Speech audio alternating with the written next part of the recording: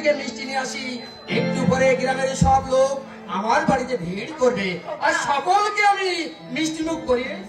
না, তোমাকে আর মিষ্টি আনতে যেতে হবে না পুষ্পেন্দু দা। তাই কি কখন হয় দেবাশিস? আমাদের মতো গ্রামের লোক আনন্দে আত্ম হয়ে পড়েছে। গ্রামের ছেলে ডাক্তার হয়েছে, এই পার্বত্যপুর গ্রামের রোগে বিনা চিকিৎসায় একটি লোকই মারা যাবে না।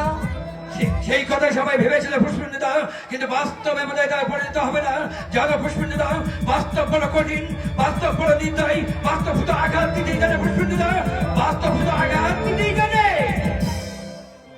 আমার কথা বলছো কেন? তুমি এরকম ভাবে কথা বলছো কেন দেবাশিস? ও আমার পিকু, ও তুমি তো তোকে আনতে কলকাতায় ছুটে গেলে, তো তুমি একা ফিরে এলে। আমার পিকু কোথায়? আমার পুষ্কর, আমাদের পুষ্কর। ও তাকে নিয়ে বুঝি গ্রামের লোক মাতামাতি করছে, নিশ্চয়ই তার গলায় ফুলের মালা পরিয়ে দিয়েছে। দেবে না, সে যে মস্ত বড় ডাক্তার। চাই আমি সেই স্বর্গীয় দৃশ্যটা একবার যাবেন না, যাবেন না পুষ্পেন্দু দা, আপনি যাবেন না। আমাদের পুষ্কর, আমাদের পুষ্কর আসেনি, আসেনি। সকল কলকাতায় অবিনাশ সরকারের বাড়িতে গিয়ে উঠেছে। অবিনাশ সরকারের বাড়ি? ও বাবা, আমি যা সন্দেহ করেছিলাম ঠিক তাই হলো।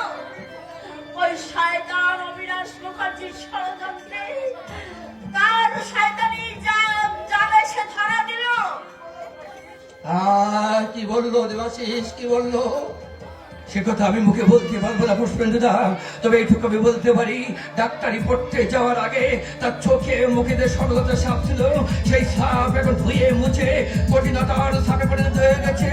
জানো পুষ্পেন্দু দা, আমার মনে হয় না আমাদের পুষ্কর আর মনে হয় গ্রামে কোনোদিন ডাক্তারি করতে আসবে না।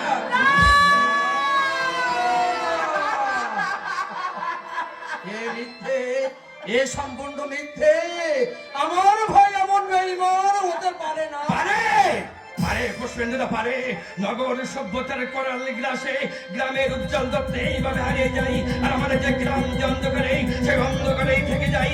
নগর সভ্যতা আমাদের গ্রামের বুক থেকে শুধু দুহাত বলে লুটে দিতে শিখেছে, বিনিময়ের কিছুই দিতে শিখেছে পুষ্পেন্দু দা। ওরা আমাদের প্রতিহত বঞ্চনা করে, আর আমরা বঞ্চিত হই, আর আমাদের মধ্যে বঞ্চিত রাষ্ট্রনাথ, বঞ্চিত হাহাকার, আর বঞ্চিত চোখের জল ওই নগরের সভ্যতা রাজপথে কোনদিন পৌঁছায় না পুষ্পেন্দু দা, কোনদিন পৌঁছায় না। ভেঙে গেল স্বপ্ন, আমার থেকে চুরমার হয়ে গেল। ওরে হতভাগা, স্বপ্নের প্রতীক তুই তার, বিধি রে।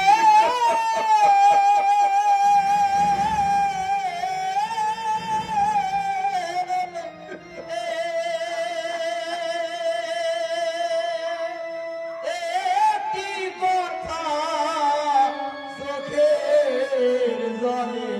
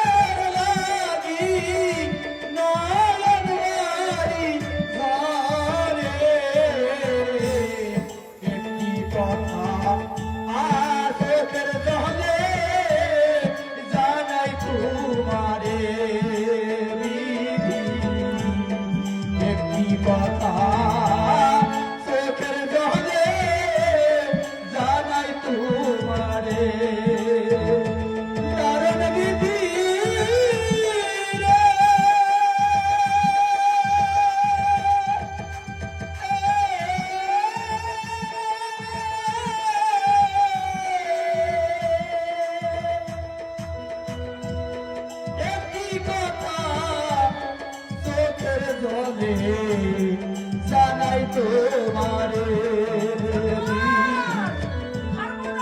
জানাই তোমারে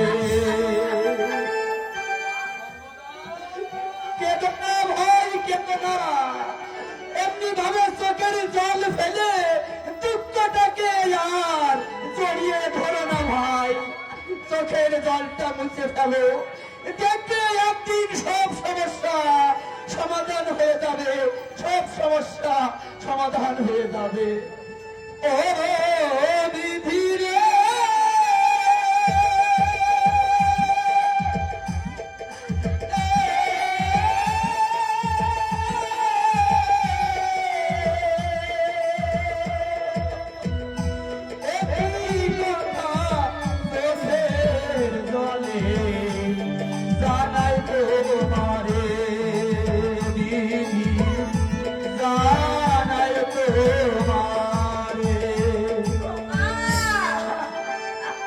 না না আমার স্বপ্নকে আমি এত সহজে খুন করতে দেব না আমি যাব মা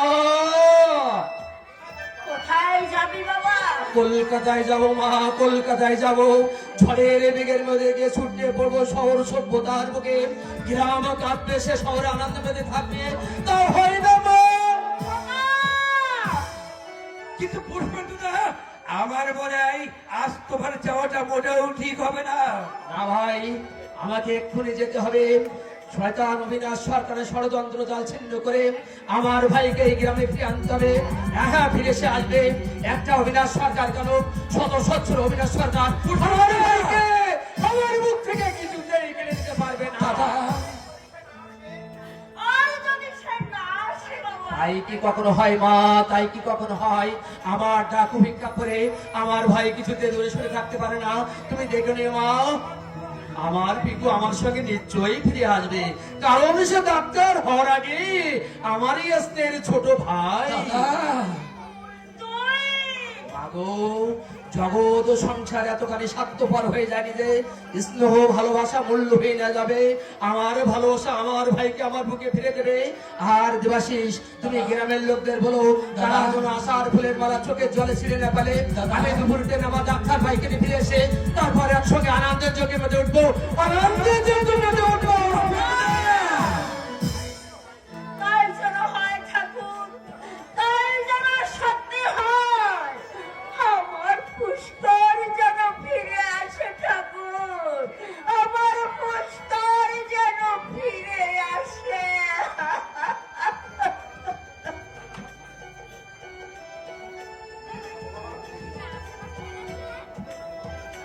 ঠাকুর জন্মের পর জ্ঞান হবার পূর্বে আমি না তোমার কাছে আমার নিজের জন্য কিছুই চাইনি ঠাকুর আমি কিছুই চাইনি কিন্তু আজ আমি চাইছি ঠাকুর আমার পুষ্পেন্দুদার আশার মুকুল ঝরিয়ে দিয়ে তুমি তার বুকটা ব্যর্থতার হাহাকারে ভরিয়ে দিও না ঠাকুর তুমি তার বুকটা ব্যর্থতার হাহাকারে ভরিয়ে দিও না ঠাকুর